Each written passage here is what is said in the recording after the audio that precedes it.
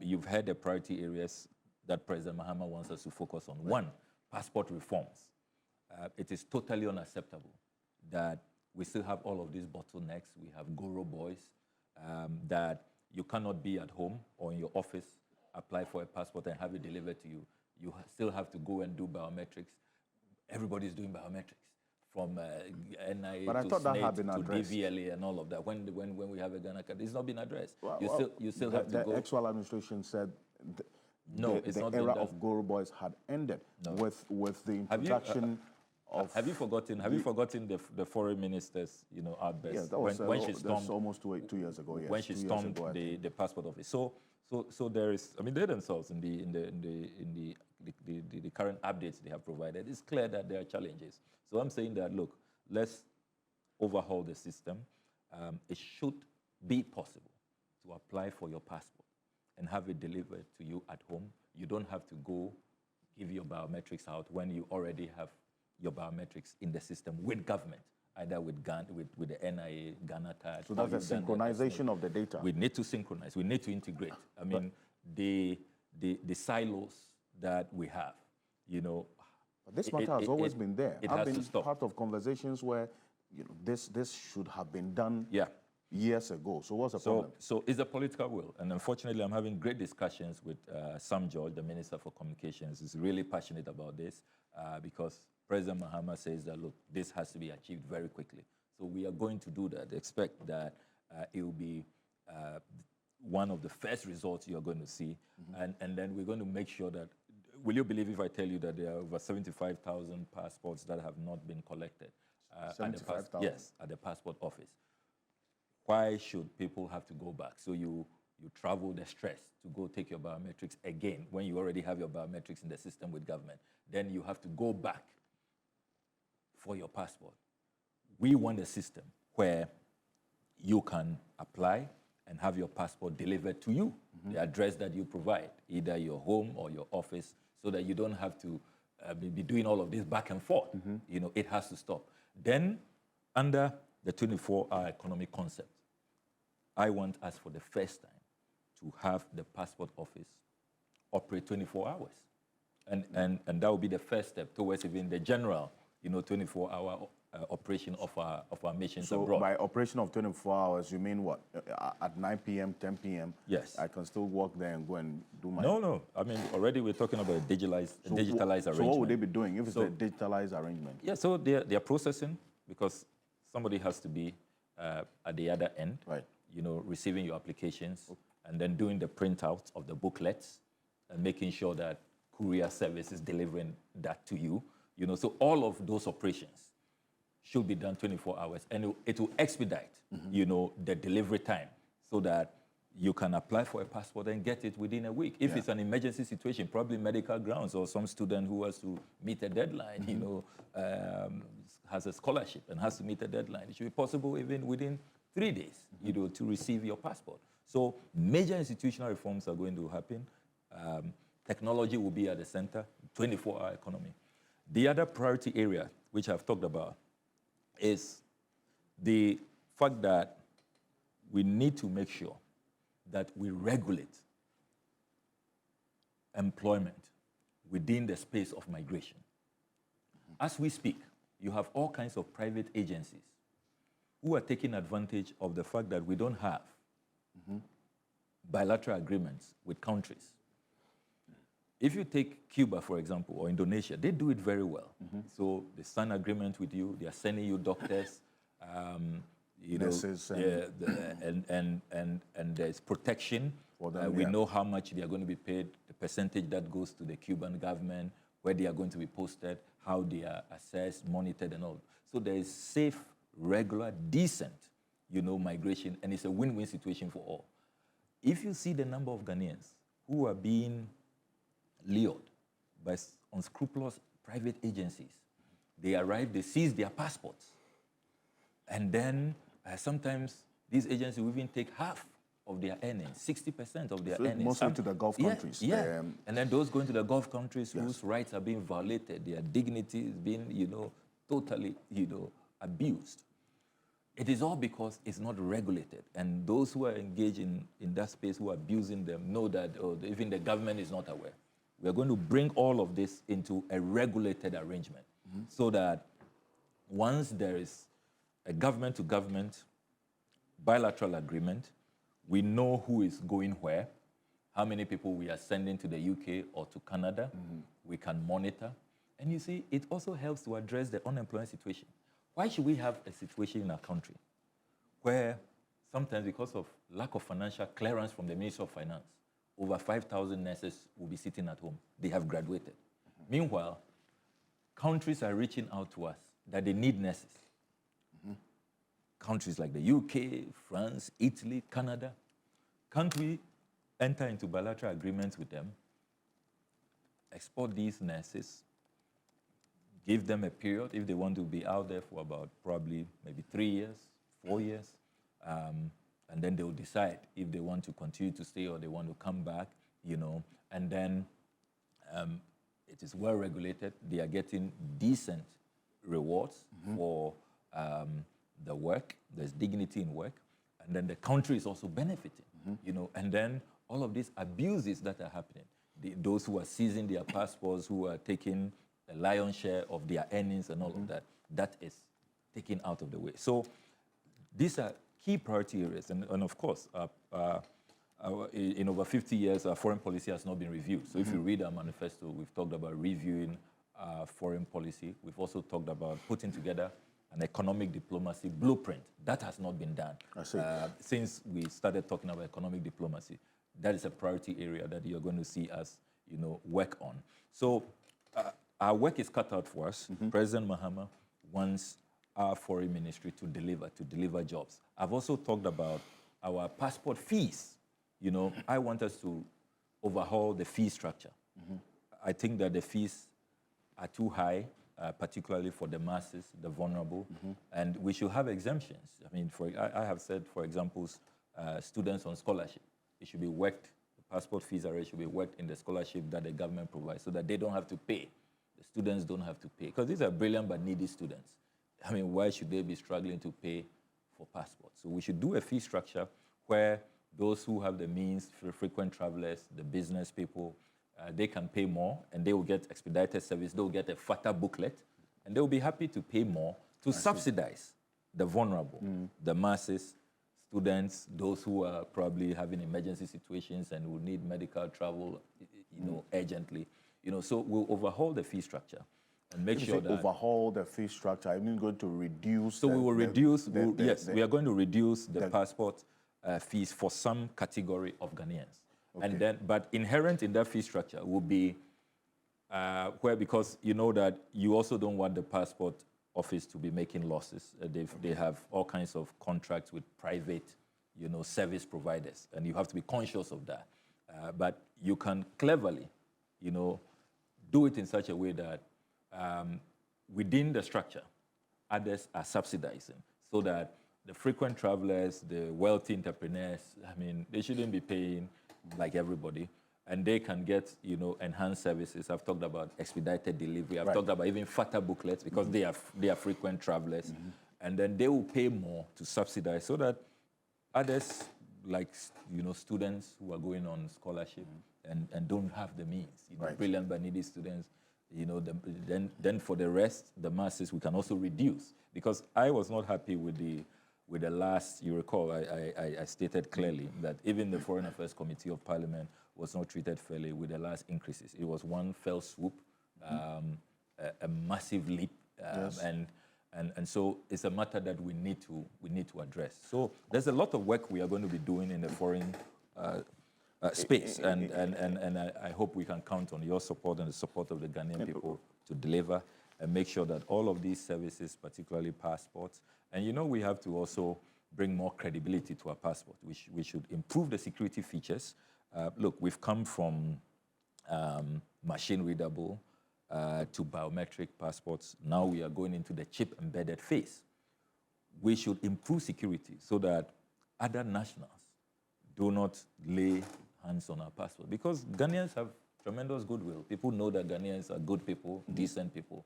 It is important that we we protect that reputation.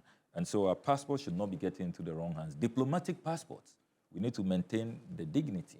It should not be just, all over the place, getting into the wrong hands and people who have no business, So we'll do all of those reviews and make sure that we restore, the pride and the respect that all of these categories of passports, from ordinary passports to service passports to diplomatic passports, they all must have, the respect.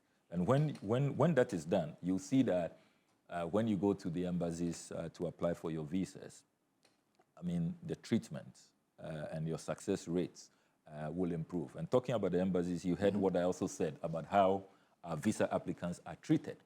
Is one area we'll be looking at. We'll be meeting with the missions here, and I have made statements on the floor of Parliament. I'm really appalled and disgusted at how some of this, not all of them, I must emphasize, how some of these diplomatic missions here treat our applicants. No decent place for them to wait their turn, shabby and shoddy treatment. They are left, at the mercy of the vagaries of the weather, and nobody seems to care. We need to change all of these things, and these are the areas we are going to be focused on, so that people would really see that, look, foreign ministry, foreign policy is not an abstract concept. It must reflect on the ground, and it must improve concretely the welfare, the general welfare of the people. So there's over 75,000 passports not collected. What is going to be your first approach to deal with it quickly? So quickly, we'll do an audit. There has to be a clear indication of who the applicants are. And if there are addresses, we call them and make sure that we roll out the courier system I'm talking about, so that it will be delivered to them, okay. Wherever they are. You talked about the overhaul of the diplomatic passport holders, those who are eligible to do so. The last time I checked, when President Mahama gave that directive that all diplomatic passport holders should return their passports, we saw all sorts of people, in fact, categories of persons who were holding diplomatic passports. I was asking myself, why you didn't even add journalists to that list? Well, that's another matter we'll talk about. But you see, you have former ministers and spouses, former members of parliament, irrespective of political affiliation, former members of the Council of State and spouses, former retired justices of the Superior and Lower Court, religious leaders, businessmen and entrepreneurs, former political ambassadors and dependents, former government functionaries, officials of National Cathedral Project. All of them are entitled or were given diplomatic passports. So what are you going to overhaul in this list that we have? So fortunately, under the NLC Decree 155, there is discretion given to the foreign minister, of course, seeking the blessing of the boss, His Excellency President John Dramani Mahama, as the case will be now, to ensure that these recommendations receive approval. That discretion, ultimately, it has to be about the national interest. It has to be about the respect for our country. You see, when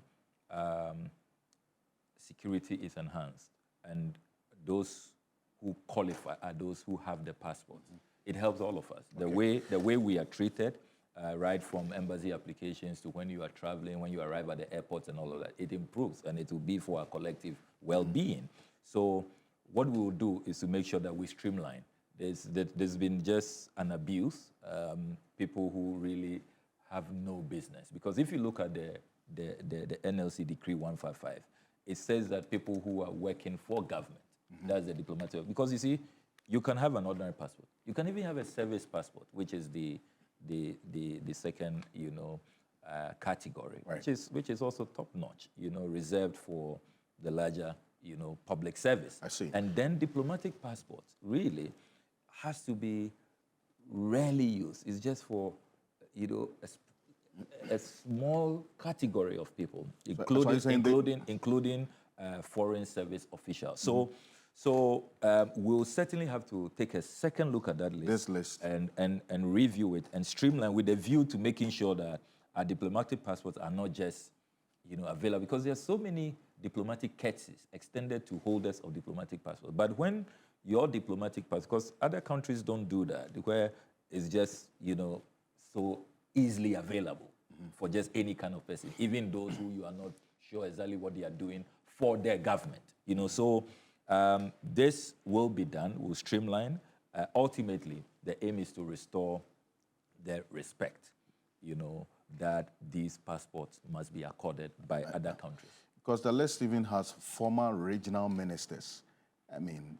Yeah, ministers are entitled. Ministers are entitled. I see. But, well, the number of questions I have to just run through, because the vetting matter is also another issue that we're going to sink our teeth into as we go on in a bit. But this coming from Franklin Kujo again, it says, Ghana's mission in Malaysia is owing over 200,000 euros since September last year. And this is rent alone. Yes. Are you aware of this? Yes, I talked about rent. I mean, we are owing for the Malaysia specific situation. Yeah, we're owing a number of, and that is why, if you recall, under the Honorable Hannah Tete, one of the very distinguished foreign ministers we've had, she secured a $50 million facility from SGSSB, and the aim really was to make sure that we reduce our rent burden. Because if you do the cost-benefit analysis, it makes more economic sense to be owning than renting, but that money has run out, and we really have to take a second look at our missions.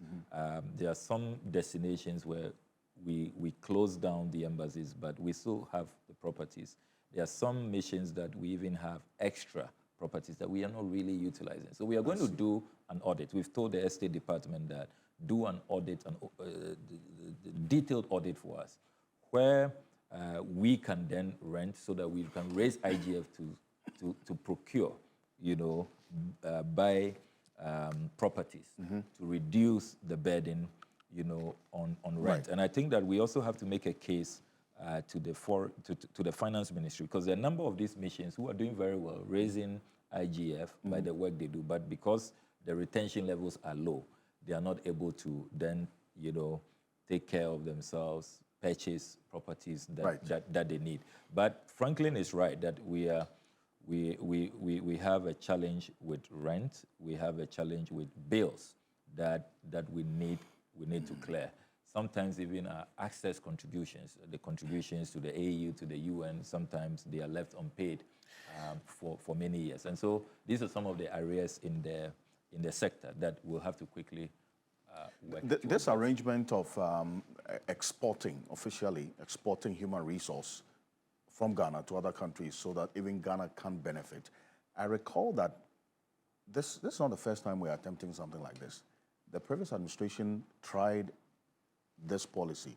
I don't know if you have a status of it, whether it ever took place or it was just proposed, because in 2022, I recall, there was this arrangement with the UK and I think Barbados to send some Ghanaian nurses there for a cash for nurse policy, where even in the UK, the communication at the time was that the least Ghanaian nurse was going to be paid under that arrangement between government of the UK and then the government of Ghana was £1,000.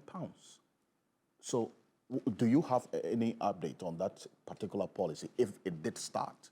And what are you going to do differently? The proposal was made, but it didn't quite take off. From the briefing I have received. And that is why I say that, look, let's have these agreements quickly. Okay. Let's get Parliament to ratify the agreements, and then let's move into implementation. I mean, look, Ghanaian workers are celebrated all over. Right. We are law-abiding, we are very hardworking, we are very efficient, and productivity levels are high, particularly when we are working abroad, right. And so these are benefits that many, many countries are looking forward to. And you shouldn't have a situation where nurses are sitting at home, even sometimes newly recruited doctors, newly recruited teachers and all of that. And there are people who have been home since they graduated, 5 years ago, 6 years ago, 4 years ago. We should have an arrangement where we can use the foreign ministry and these opportunities, because there are other countries who are in dire need of the people who we really are wasting away here. Okay. You know, so let's be strategic and let's have a win-win arrangement for the people who also get to see other destinations, get exposure, you know, sharpen their skills, and then they can come back, you know, as workers who will return to even help us with our productivity, get specialized skills that we were lacking as they go out there, you know, to work abroad. So it can be arranged in such a way that it's a win-win situation for everybody. Right.